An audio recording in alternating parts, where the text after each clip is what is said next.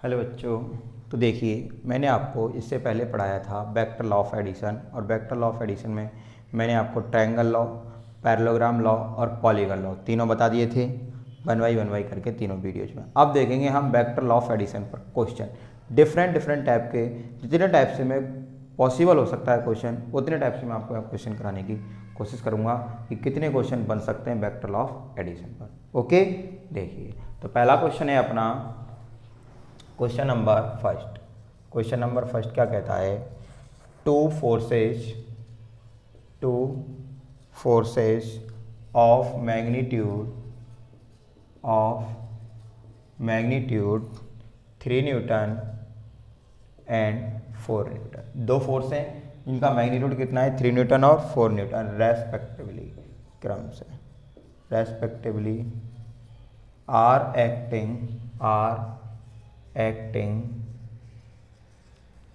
On a body. एक body पर क्या कर रहे हैं? वर्क कर रहे हैं, एक्टिंग। कैलकुलेट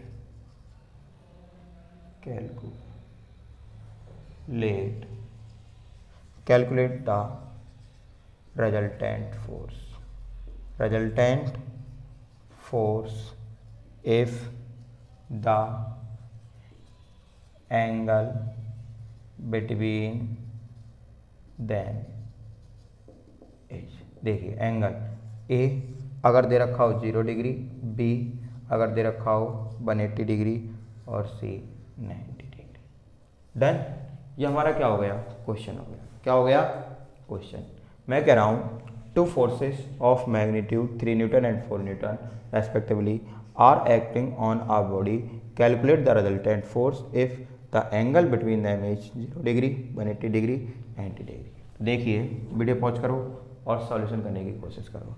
नहीं है तो आप एक बार देख लीजिए। मैं कहूँगा, माना कि दो फोर्स हैं। मान लो एक फोर्स ए वेक्टर, इसका मैग्नीट्यूड दे रखा है 3 न्यूटन, और बी वेक्टर इसका दे रखा है 4 न्यूटन। तो मैं कहूँगा आर इक्वल, रिजल्टेंट निकालना है, और पहला हम ए कर रहे हैं। थीटा कितना दे रखा है? 0 डिग्री, दोनों एंगलों के बीच में। तो A square B square 2ab cos 0 degree. और आपको पता ये क्या हो जाएगा? A square plus B square plus 2ab, cos 0 की वैल्यू 1, तो ये क्या बन जाएगा? ए प्लस बी का होल स्क्वायर। कट गया तो रिजल्टेंट आ गया ए प्लस बी, 3 + 4 कितना हो गया? 7 न्यूटन। कितना होगा रिजल्टेंट? 7 न्यूटन। दूसरा एंगल दे रखा है 180। कितना दे रखा है? 180। तो बी जो थीटा क्या है? 180, और मैग्नीट्यूड क्या रहेगा? उतना ही। तो R equal √a square plus B square plus 2ab cos 180 degree. तो ये क्या होगा? √a square plus B square, और cos 180 की वैल्यू -1। आपने ट्रिग्नोमेट्री की वीडियो देख ली होंगी, नहीं देखी है तो देख लेना, यहाँ से पता चल जाएगा कैसे निकालते हैं। ये हो जाएगा a - b का होल स्क्वायर। तो a - b का होल स्क्वायर कितना आएगा? ये a - b। तो अब आपको पता है, मैंने आपसे कहा था r कि यहाँ a क्या होना चाहिए? बड़ा होना चाहिए, लेकिन क्वेश्चन में क्या दे रखा है? बड़ा 4। तो इसलिए रिजल्टेंट कैसे निकाला जाएगा? 4 - 3, तो कितना आएगा? 1 न्यूटन। क्या आएगा? 1 न्यूटन। ये कंडीशन तभी पॉसिबल होगी जब ए बड़ा होगा, लेकिन क्वेश्चन में मैग्नीट्यूड किसका दे रखा है? ए का बड़ा, तो बड़े वाले में से छोटा करना है, माइनस करना है। और सी पार्ट क्या है आपका? Theta equal 90 degree. कितना है? 90 डिग्री। तो मैं कहूँगा R equal √a square plus B square plus 2ab cos 90, और cos 90 की वैल्यू क्या होती है? 0 डिग्री। तो a का स्क्वायर, 3 का स्क्वायर, b का स्क्वायर, 4 का स्क्वायर प्लस 0। तो ये हो गया 9 + 60 √25, तो ये हो गया 5 न्यूटन। तो जब 0 डिग्री एंगल तो 7 न्यूटन, 180 तो 1 न्यूटन, और 90 तो 5 न्यूटन। ओके, आया कुछ समझ में? आ गया? चलो अगला क्वेश्चन करें। क्वेश्चन नंबर फर्स्ट था, क्वेश्चन नंबर सेकंड। साथ के साथ नोट्स बनाते जाएं। यही क्वेश्चन आपको रिपीट करने हैं, जिससे आपको क्या हो? अच्छे से प्रैक्टिस हो।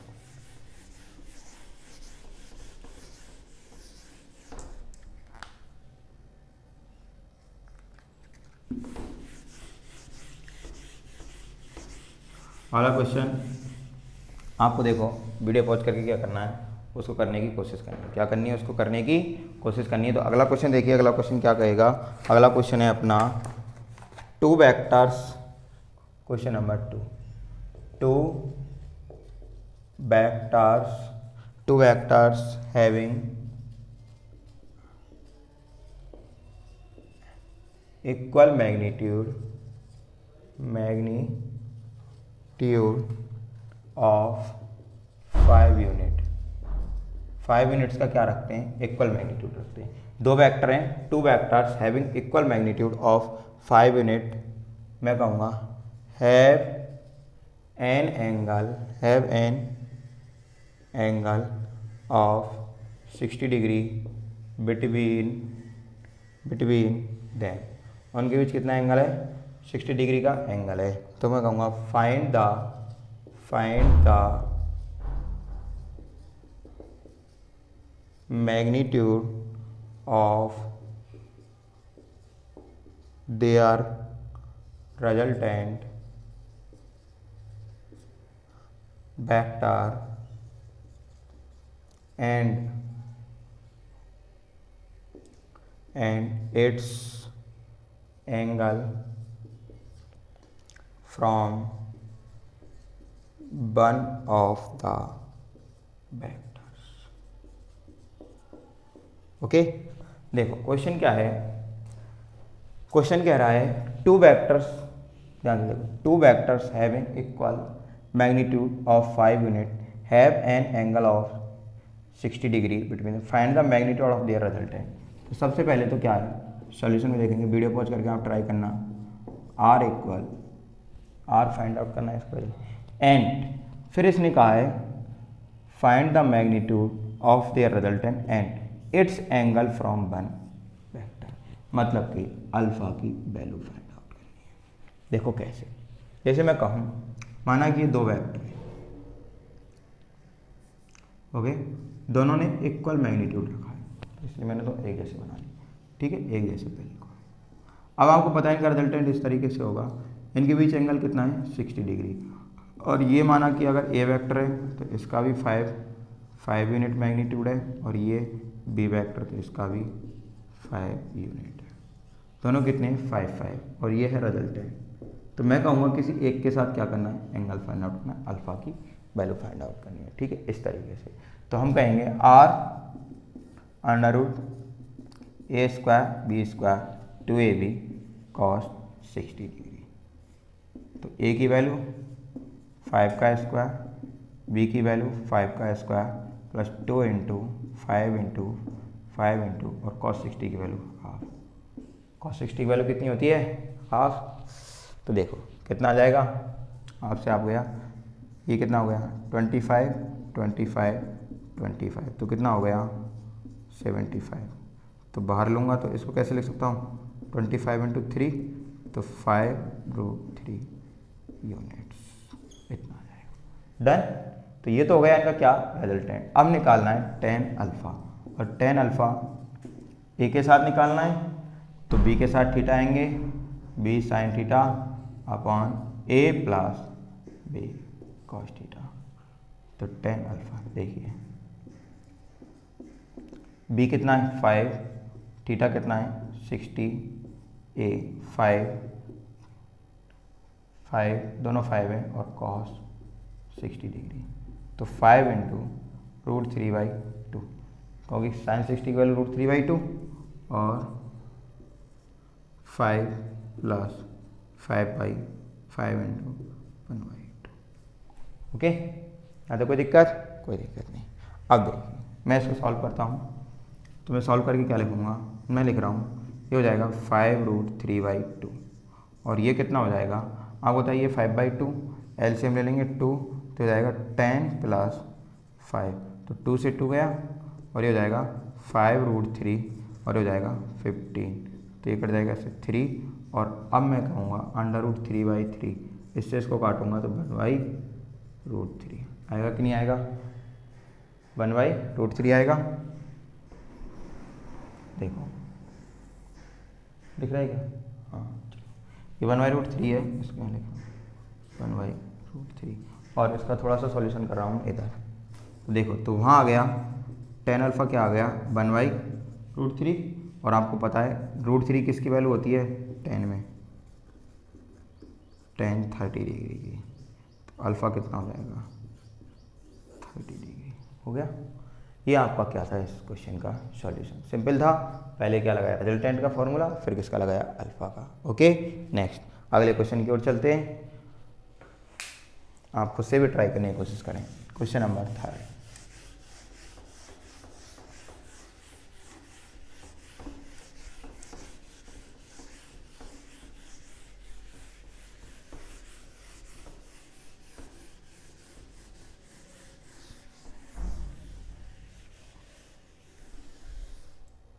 देख question number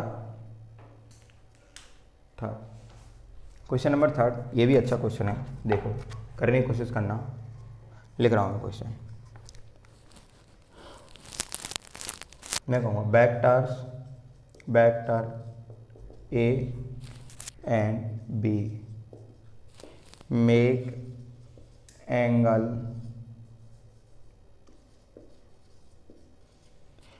angles of 20 degree and 110 respectively with x axis। देखो ए वेक्टर और बी वेक्टर क्या है, A vector and B vector makes angle of 20 and 110 respectively with x axis. X axis के साथ क्या बनाते हैं ये 110 का क्या बनाते हैं एंगल बनाते हैं। तो मैं कहूँगा द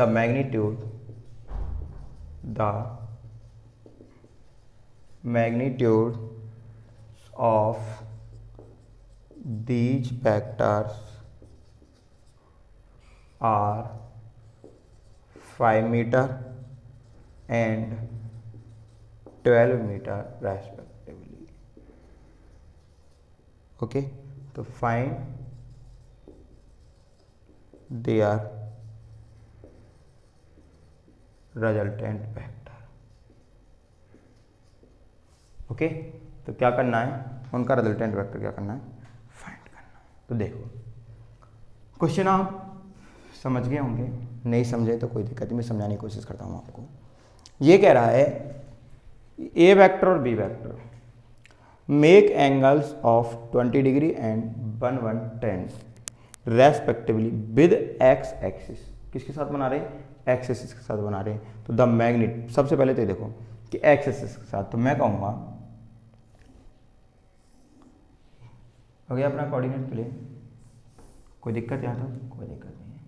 माना कि ये अपना क्या हो गया, थोड़ा सी लोग ये अपना क्या है एक्स एक्सिस, क्या है अपना एक्स एक्सिस का, ये हो गया अपना पाई। तो मैं कहूँगा ए वेक्टर बना रहा है इसके साथ 20 डिग्री का एंगल। तो मैंने ए वेक्टर लिया और इसके साथ कितने डिग्री का एंगल बना दिया 20 डिग्री बना दिया ए वेक्टर के साथ। अब बात यह है कि बी वेक्टर बना रहा है 110। तो आपको पता है एक्स एक्सिस के साथ बना रहा है, एक्स इसके साथ नहीं ए के साथ, एक्स के साथ। तो देखो आपको पता है यहाँ तक कितना हो गया 90 डिग्री, एक्स से बाई तक कितना हो जाता है 90। तो इससे 20 डिग्री और चलेंगे तो कितना हो जाएगा 110। तो ये हो गया अपना बी वेक्टर। और ये कितना बना रहा है इसके साथ 110 डिग्री। डन। तो अब देखो हमें रिजल्टेंट निकालना है दोनों का। इसका मैग्नीट्यूड कितना दे रखा है ए वेक्टर का, इसका दे रखा है मैग्नीट्यूड दे रखा है 5 मीटर और इसका दे रखा है बी का, इसका मैग्नीट्यूड दे रखा है, इसका मैग्नीट्यूड दे रखा है 12 मीटर। डन। हमें क्या निकालना है रिजल्टेंट निकालना है। क्या निकालना है find their resultant vector R vector. तो आपको पता है वो कैसे होगा, ऐसे होगा डन। तो हमें देखना है कि दोनों वेक्टरों के बीच एंगल कौन सा माना जाएगा, ये वाला माना जाएगा। तो आपको पता है ये कितना होगा 110 में से 20 माइनस कर देंगे तो कितना बचा 90 डिग्री। तो दोनों के बीच कितना एंगल बचेगा 90 डिग्री। तो यहाँ आर का फॉर्मूला लगा देंगे, सिंपल हो गया आप question. Plus B square plus 2ab cos 90 degree. तो क्या होगा, a का स्क्वायर मतलब 5 का स्क्वायर, b का स्क्वायर मतलब 12 का स्क्वायर, और ये कितना हो गया 0। तो ये होगा 25 114 169, कितना आ गया 13, क्या दे रखा मीटर, कितना आ गया 13 मीटर। ये पहले से रिजल्ट है, खत्म क्वेश्चन। नेक्स्ट अगले क्वेश्चन की तरफ चलते हैं। देखिए ये रफ कर दूं मैं,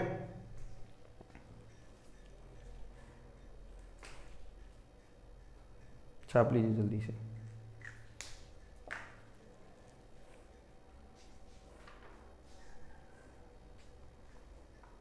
अच्छा क्वेश्चन है, देखो करने की कोशिश करना। Phone number,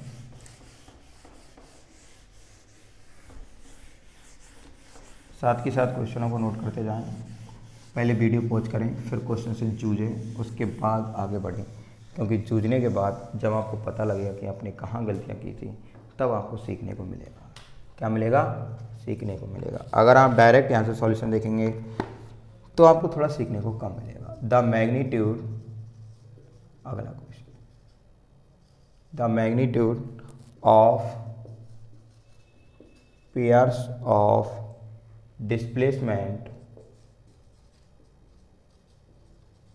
displacement vectors are given। Done. देखिए which pairs of displacement vectors cannot be added to give a resultant vector of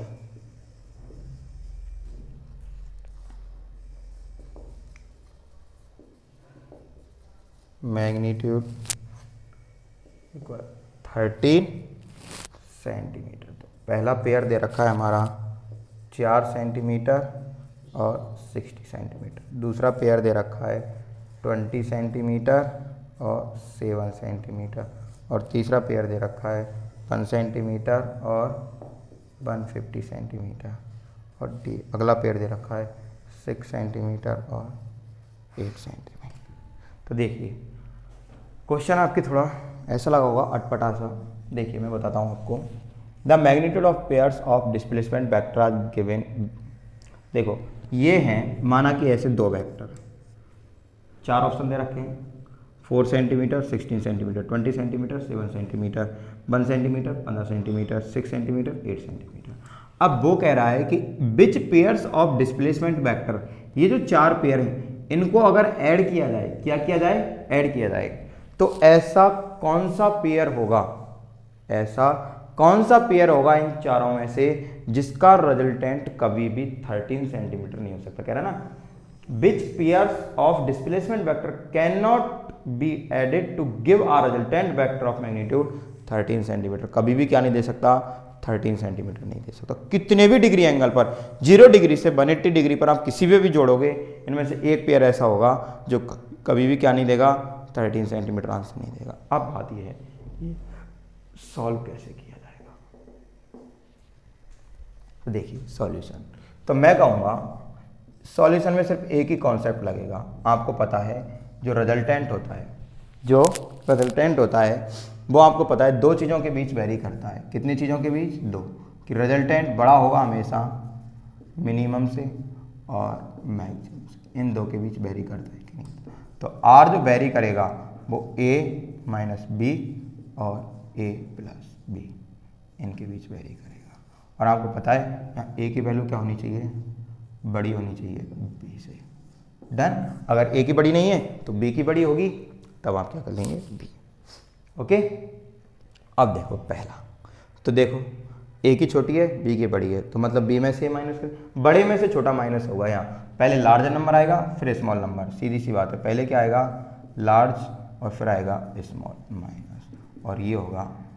और यहाँ तो आप लार्ज प्लस स्मॉल, दोनों को क्या करना है।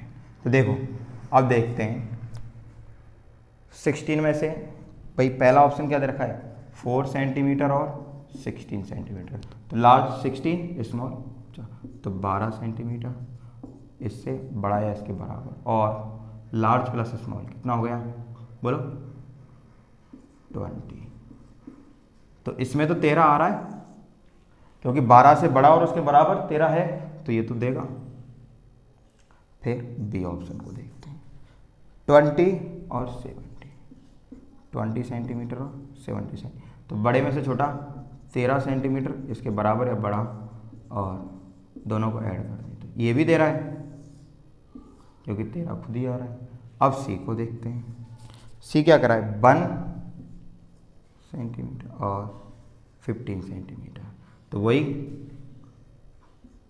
बड़े में से छोटा और 16 सेंटीमीटर, तो ये नहीं दे रहा है।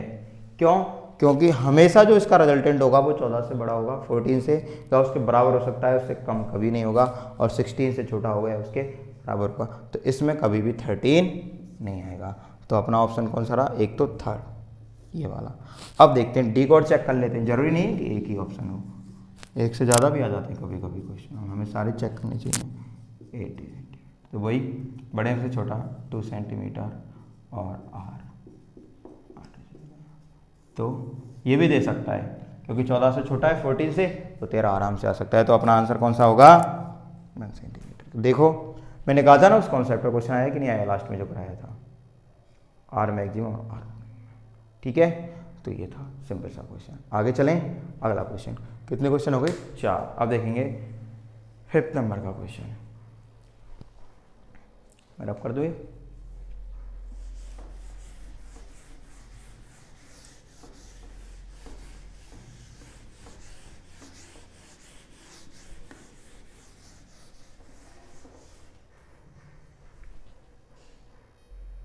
देखिए ये है question number 5th। Question number 5th, question number 5th क्या है, there are 2 force vector, 2 force vector हैं, one of 5 newton and other of 12। एक तो है 5 न्यूटन का मैग्नीट्यूड वाला और एक है 12 न्यूटन मैग्नीट्यूड वाला। ये कह रहा है at what angle the 2 vectors be added to get resultant of. अब क्या करना है, हमें उन दोनों से रिजल्टेंट देखना है, 17 न्यूटन, 7 न्यूटन और 13 न्यूटन। तो वीडियो पॉज करो और देखो कि वीडियो पॉज करके सॉल्व करने की कोशिश करो कि हमें ये तीनों की तीनों जो रिजल्टेंट हैं इन दोनों को ऐड करने पर जब मिलेंगे तो कितने डिग्री के एंगल पॉसिबल होंगे, इनमें से कौन सा ऑप्शन सही होगा। तो देखो वीडियो पॉज करके आप सॉल्व करने की कोशिश करना, मैं तो कर ही रहा हूँ। देखो सॉल्यूशन, तो मैं कहूँगा हमारा 2 फोर्स हैं, ए वेक्टर इसका मैग्नीट्यूड 5 न्यूटन, बी वेक्टर है इसका मैग्नीट्यूड 13 न्यूटन। तो पहले हम कर रहे हैं कि इफ़ रिजल्टेंट कितना है, इफ रिजल्टेंट हो अपना कितना 17 न्यूटन, कितना हो 17 न्यूटन, सॉरी 13 न्यूटन 12 न्यूटन, कितना हो 17 न्यूटन। तो देखो हम अगर बेसिक से करना चाहें तो बेसिक से कर सकते हैं, और टेक्निकली ये देखो 12 और 5 17 डायरेक्ट हो रहे हैं और 0 डिग्री पे ऐड करते हैं तभी तो होते हैं, और नहीं तो आप ऐसे फॉर्मूला लगा के आप ऐसे करोगे ही करोगे, A square plus B square plus 2ab cos theta.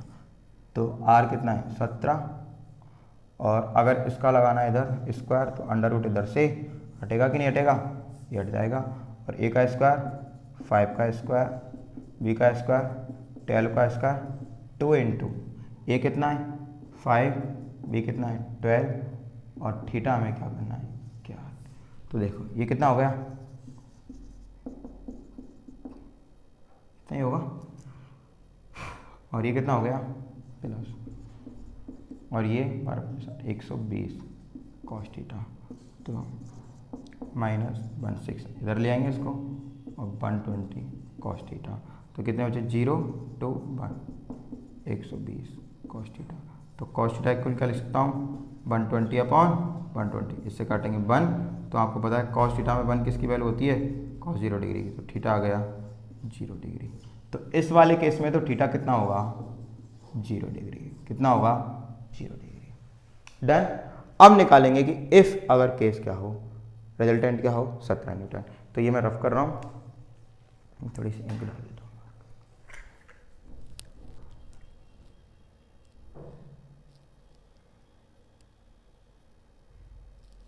देखो नोट कर लिया होगा आपने।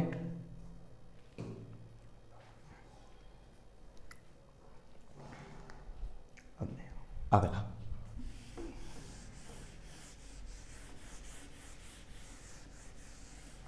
अब मैं कहूँ if theta is if resultant कितना हो 7 न्यूटन, तब थीटा की वैल्यू क्या होगी। तो वही सेम आर स्क्वायर ए square B square 2ab cos theta, under root इधर लगा दिया स्क्वायर, ठीक है।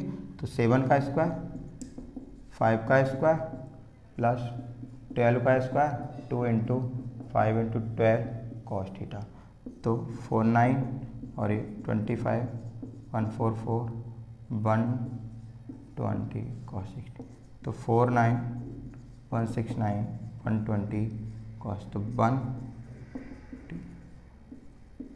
तो कॉस थीटा कितना हो जाएगा -120 अपॉन 120। इससे काटेंगे तो कितनी बार -1 बार, तो कॉस थीटा में कॉस -1 किसकी वैल्यू होती है 180 डिग्री की, तो थीटा क्या आ गया 180 डिग्री। तो इस वाले केस में थीटा कितना होगा 180 डिग्री, और इसमें कितना था 0 डिग्री, कितना था 0 डिग्री। डन। अब बात ये अगर रिजल्टेंट कितना हो 30 न्यूटन, तो अब 30 न्यूटन पे देखेंगे।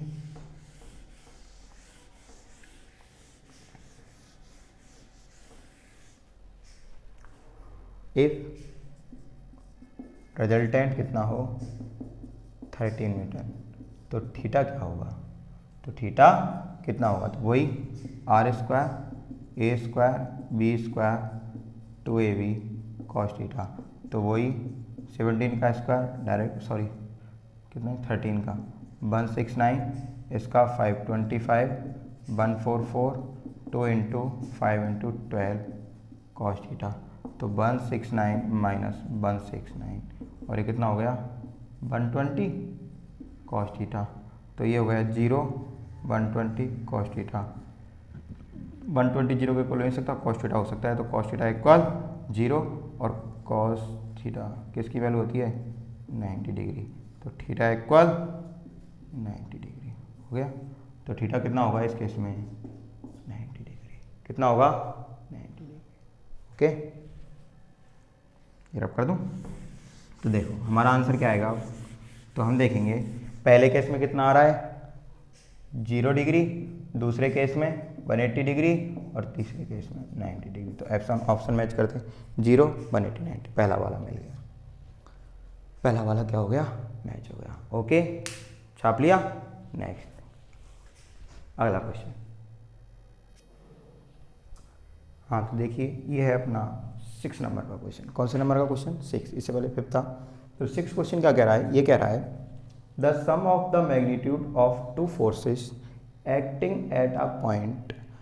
मतलब कहने का ये है कि एक पॉइंट है जिस पर 2 फोर्स क्या कर रहे हैं वर्क कर रहे हैं, क्या कर रहे हैं वर्क कर रहे हैं, और दोनों के मैग्नीट्यूडों का सम दे रखा है। मैग्नीट्यूडों का सम कितना दे रखा है 18 newton, and the magnitude of their resultant is 12 newton, और उनका जो रिजल्टेंट है उसका मैग्नीट्यूड कितना दे रखा है 12 न्यूटन।